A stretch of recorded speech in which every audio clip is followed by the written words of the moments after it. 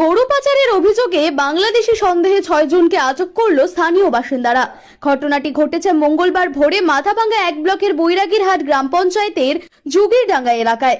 স্থানীয় সূত্রে জানা যায়, ভোরের দিকে কয়েকজনকে সন্দেহজনকভাবে ঘোরাঘুরি করতে দেখে গ্রামবাসীদের সন্দেহ হয়। অভিযোগ, তারা গরু পাচারের সঙ্গে যুক্ত। এরপর স্থানীয় বাসিন্দারা ওই 6 জনকে মারধর করে আটকে রেখে 6 জনকে মাথাভাঙ্গা থানার পুলিশের হাতেও তুলে দেওয়া হয়। খবর পেয়ে দ্রুত ঘটনাস্থলে পৌঁছয় মাথাভাঙ্গা থানার পুলিশ ও বিএসএফ। আটক ব্যক্তিদের উদ্ধার করে পুলিশ নিজেদের হেফাজতে নিয়ে মাথাভাঙ্গা মহকুমা হাসপাতালে ভর্তি করায়। খবর পেয়ে হাসপাতালে ছুটে আসে মাথাভাঙ্গা মহকুমা পুলিশ আধিকারিক সমরেন হালদার, আইসি হেমন্ত শর্মা সহ বিএসএফ এর আধিকারিকরা। পুলিশ ঘটনা তদন্ত শুরু করেছে। পুলিশ সূত্রে জানা যায়, 6 জনই বাংলাদেশের নাগরিক।